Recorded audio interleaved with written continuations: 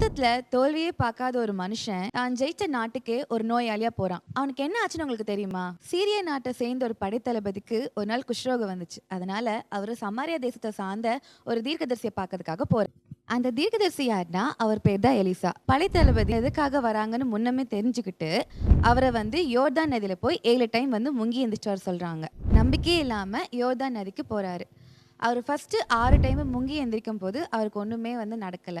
சரி, இவ்வளோ டைம் நம்ம முங்கி எந்திரிச்சது 7ஆம் டைம் முங்கி எந்திரிக்கும் போது நம்மளுக்கு மாற்றத்தை கொடுக்க போகுதுன்னு பார்க்குறாரு. அவருக்கு என்ன ஆச்சுன்னு தெரியுமா? அவருடைய ஸ்கின் பழைய ஸ்கின் மாதிரி இல்லாம புதிய ஸ்கின்னா குழந்தைங்களை போல மாறிடுச்சு. அவர் வேற யாரும் இல்லை, நகமான் தான். சரி, ஓகே. இவர் இந்த நாட்டுக்கு எப்படி வந்தான்னு உங்களுக்கு தெரியுமா? முன்னமே நம்ம பார்த்த மாதிரி இவங்களுக்கு தகவல் ஒருத்தவங்க சொன்னாங்க தெரியுமா? அது வேற யாரும் இல்ல. இந்த நாட்டுல இருந்து சிறைப்பிடிக்கப்பட்டு அடிமை பெண்ணாக கூட்டிட்டு போன பெண் தான் இவருடைய வாழ்க்கையில ஏற்பட்ட குஷ்ரோகம் நீங்கி சுத்தமாகறதுக்கு காரணமா இருந்திருக்காங்க.